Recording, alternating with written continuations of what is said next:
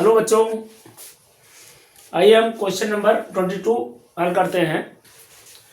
तो ये which of the point P Q 1 0 है, Q R Q -1 है, S -5 0 है एंड T के वैल्यू 1 2 है, do not lie on the x axis. इसमें कहा जा रहा है क्वेश्चन में एक्स एक्सिस पे जो लाई नहीं कर रहा है उसको बताना है इसमें। तो जब एक्स एक्सिस पे जब लाई करता है, जब पॉइंट दिए रहते हैं, बहुत सारे पॉइंट एक्स एक्सिस पे जब दिए रहते हैं तो वाई की वैल्यू 0 हो जाता है। ये हम आगे क्वेश्चन में पढ़ चुके हैं। एक्स की अगर एक्स की वैल्यू दिया रहता है तो वाई का मान 0 हो जाता है। तो हमारा वाई अगर 0 होता है तो कौन कौन सा है, वाई हमारा 0 हो रहा है, पहले एक्स वैल्यू लिखा जाता है फिर वाई। तो वाई हमारा 0 हो रहा है तो इसमें वाई 0 हो रहा है, और इसमें नहीं हो रहा, इसमें एक्स 0 हो रहा है, इसमें वाई 0 हो रहा है, तो इसके बाद इसमें नहीं हो रहा है। तो y अगर 0 हो रहा है तो ये हमारा दो ऑप्शन मिल रहा है, Q और S। ये QS नहीं है क्योंकि इसमें कहा जा रहा है फिर do not lie on the x axis.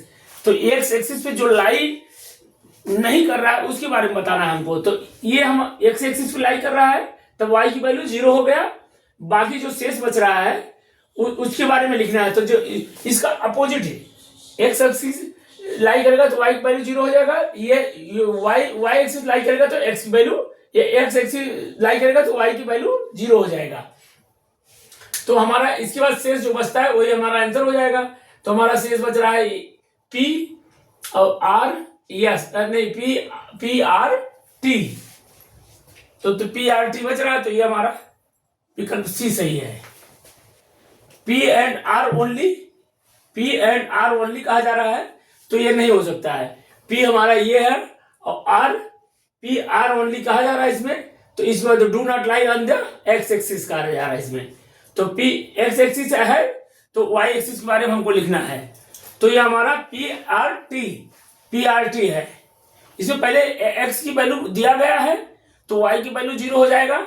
तो पहले उसको अलग कर लेते हैं, y की वैल्यू 0 है तो हम अलग कर लिए, जो बचा है सेट डू नॉट करके जब दिया हुआ है तो उसको हम लिख देंगे। तो हमारा P R एंड T विकल्प ये सही है, विकल्प C सही है।